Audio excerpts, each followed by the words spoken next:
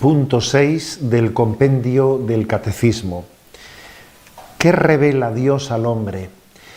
Y vaya por delante que con este punto se abre el capítulo segundo. El capítulo primero era El hombre es capaz de Dios, y fueron escasamente 4 puntos.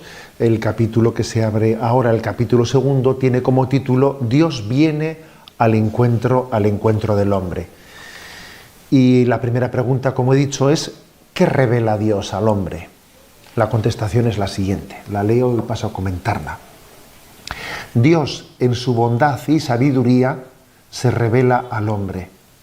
Por medio de acontecimientos y palabras, se revela a sí mismo y el designio de benevolencia que Él mismo ha preestablecido desde la eternidad en Cristo en favor de los hombres.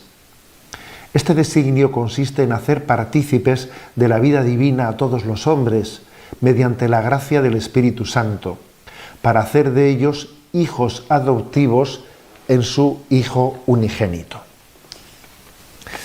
La pregunta era, ¿qué revela Dios al hombre? Y la respuesta es, se revela a sí mismo.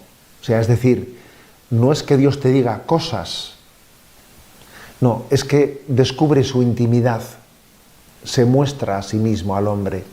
Es muy diferente, es muy diferente, por ejemplo, entender la gracia de Dios como cosas que Dios me da, a entender la gracia de Dios como el amor de Dios que me acompaña.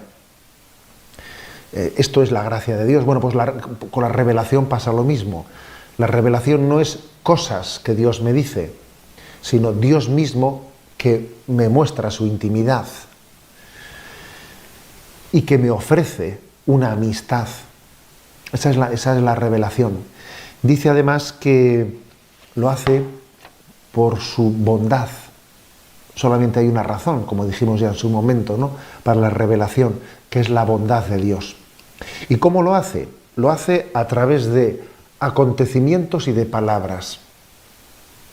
El propio Jesucristo, en su revelación, hacía milagros con los cuales estaba revelando y también predicaba. Las palabras y los milagros, los acontecimientos y las palabras son las formas, ¿no?, con las que Dios ha llevado adelante su revelación.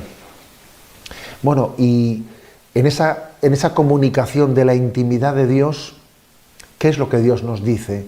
¿Qué es lo que Dios nos muestra?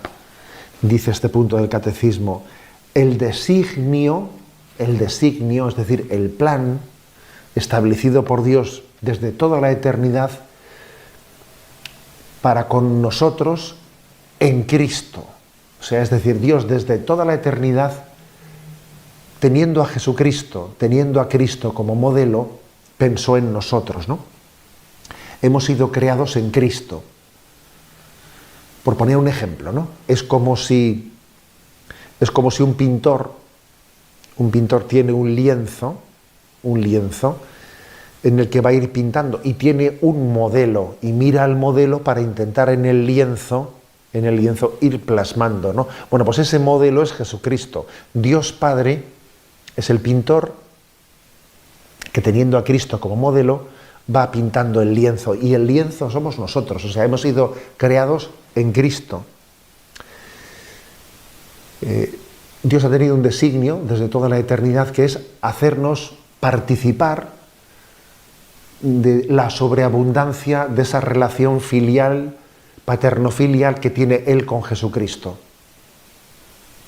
El Padre, el Hijo y el Espíritu Santo son eternamente felices, ¿no? Bueno, pues el designio de Dios ha sido insertarnos como un injerto. Sabemos lo que es un injerto, ¿no? Como se mete un injerto en el tronco, y ese injerto pasa casi a ser como una rama que sale del mismo, algo así. Nosotros hemos sido injertados en esa filiación divina de Jesucristo con el Padre, ¿no? Y entonces participamos de ella. Y así podemos decir a Dios, papá, como Cristo le dice, ¿no? Y cuando el Padre le llama a su Hijo, Hijo, también nos lo dice a nosotros, ¿no? O sea, estamos participando El designio de Dios, el que Dios nos revela, es que Él nos ha querido crear en Cristo e introducir en la intimidad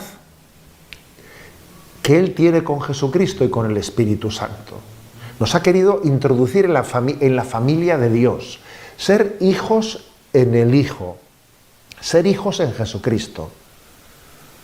No podía habernos dado un designio de mayor gracia y de mayor intimidad. No nos hubiésemos ni atrevido a soñar, ¿no? Algo de estas dimensiones. El que Dios nos cree en Jesucristo y nos introduzca en su intimidad y nos haga compartir la filiación divina de Jesucristo. Es lo más, ¿no?, a lo que podíamos haber aspirado. Y esto es la revelación. Insisto, que no son cosas que Dios nos comunica, sino que es Él mismo el que se nos da a conocer y el que nos introduce en su intimidad. Obviamente, se necesita una respuesta libre, porque una invitación de amor tiene que ser libremente acogida.